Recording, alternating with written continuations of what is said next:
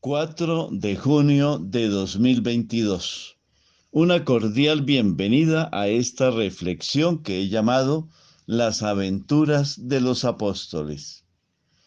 Hay una película norteamericana del año 2004 titulada simplemente Hechos, que presenta las aventuras de los apóstoles Pedro y Pablo y de otros discípulos en su labor evangelizadora en los primeros 3 años después de la ascensión del Señor a los cielos.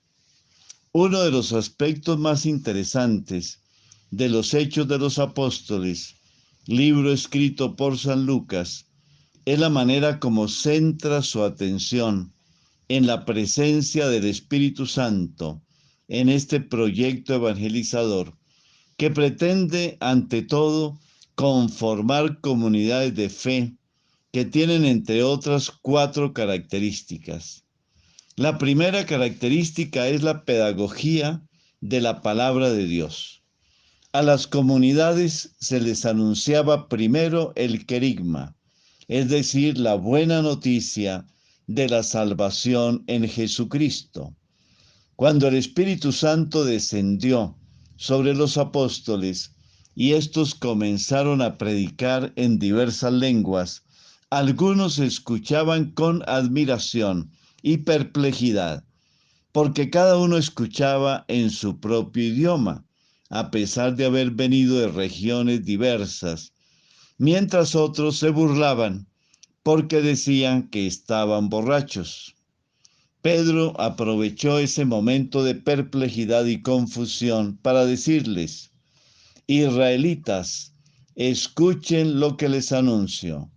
Les hablo de Jesús el Nazareno, hombre acreditado por Dios ante ustedes con milagros, prodigios y señales maravillosas que realizó el mismo Señor Dios entre ustedes, como todos saben. A este hombre ustedes lo mataron, clavándolo en un madero, conforme al designio divino. Pero Dios mismo lo resucitó, rompiendo las ataduras de la muerte. Este Señor glorificado es el que otorga ahora el Espíritu Santo que había recibido del Padre.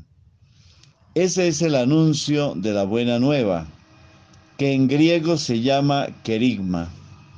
Pero luego las comunidades que ya habían recibido este primer anuncio eran bendecidas con la presencia de Pablo o de Bernabé para acompañarlas en una formación más sistemática.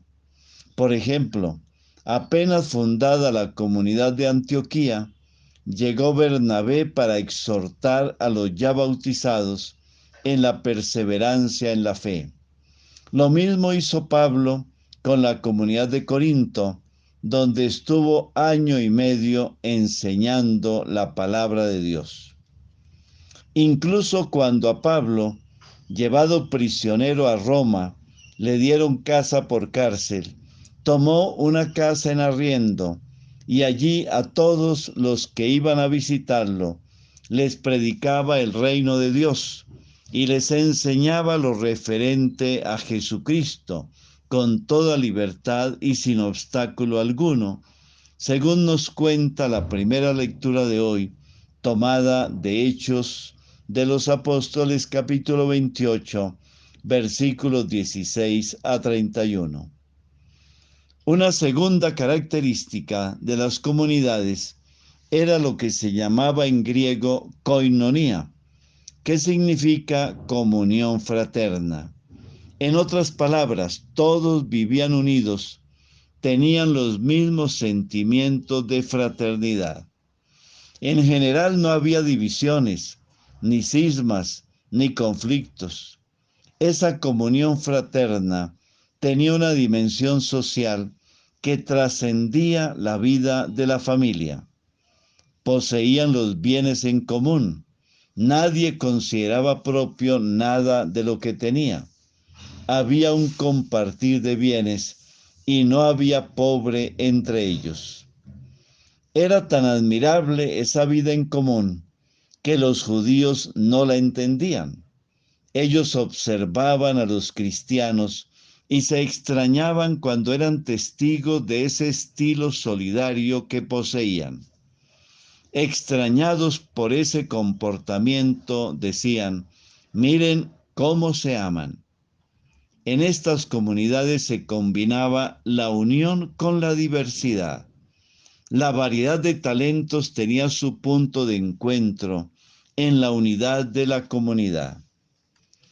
Una tercera característica de estas comunidades cristianas era la perseverancia en la fracción del pan, que tuvo su origen en la acción de Jesús, que partió el pan para compartirlo con todos.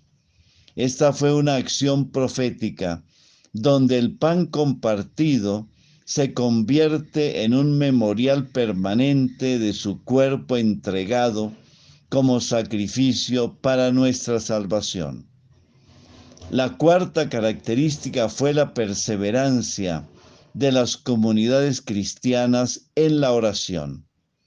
Durante cierto tiempo, las comunidades cristianas mantuvieron su presencia en el templo de Jerusalén, donde Jesús fue tantas veces a orar y a predicar. Nos dicen los Hechos de los Apóstoles que los primeros cristianos, muy unidos, acudían todos los días al templo a alabar a Dios.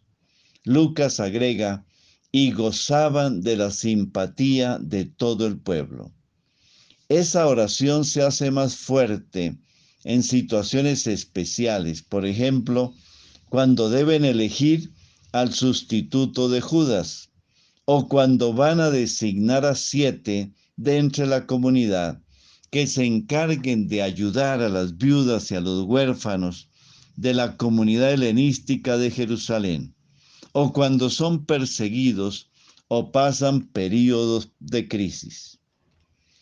Una pregunta para compartir en familia: ¿has vivido alguna experiencia misionera parecida a la de Pablo o Bernabé o Pedro o de Áquila y Priscila?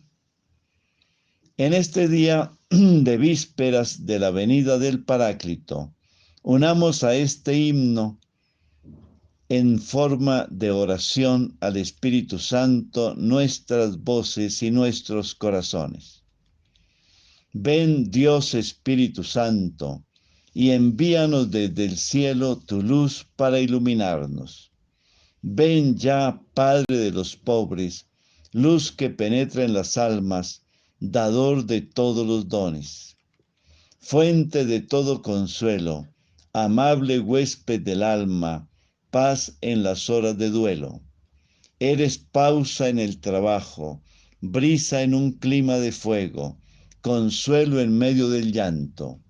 Ven, luz santificadora, y entra hasta el fondo del alma de todos los que te adoran.